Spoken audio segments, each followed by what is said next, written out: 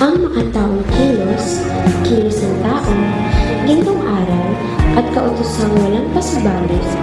Sa bawat isa, ating matutuklasan kung paano nagiging makabuluhan ang ating mga desisyon at kung paano natin magagabayan ang ating sarili tungo sa mabuting pamumuhay. Tara at samahan niyo ako sa pag-unawa kung ano nga ba ang ibig sabihin ng pagiging makataong sa ating mga kilos at puso.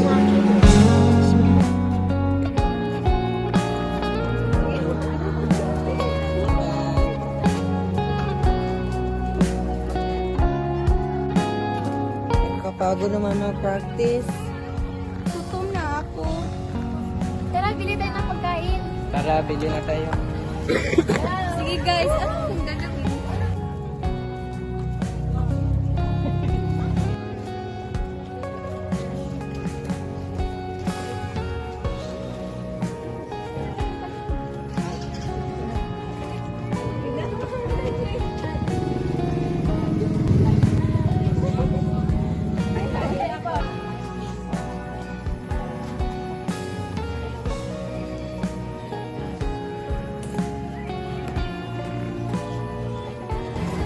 Uy, may bata ko. Bigyan mo naman.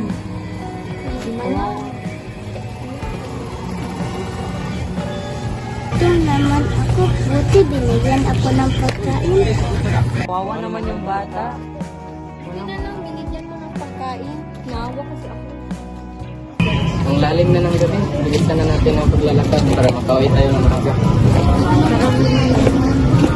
Mauna na ako sa inyo. Ako sa bahay namin. Sige. Sige. Bye. Guys, baka mapano si Jackie. Tara natin. Sana. Balikan na lang natin. Mag-isa Yatin pa natin naman sila. siya.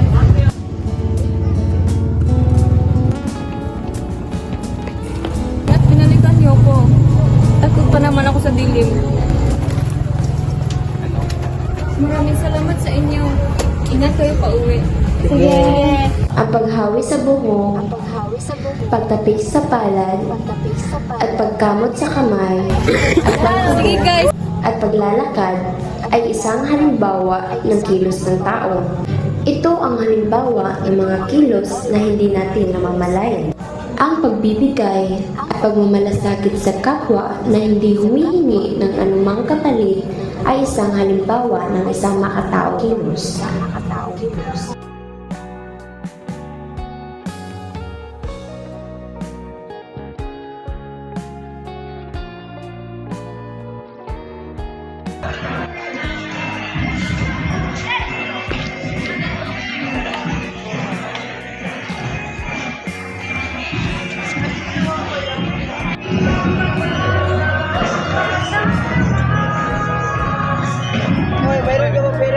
Wala ka na natin, be.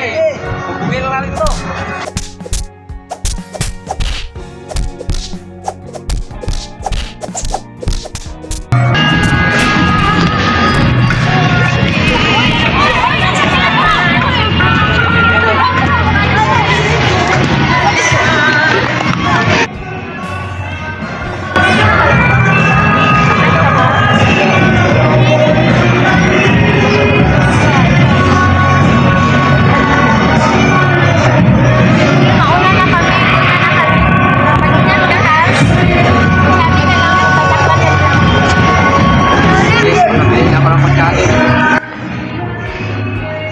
Ang gintong aral ay respeto at lumalang sa ating kapwa.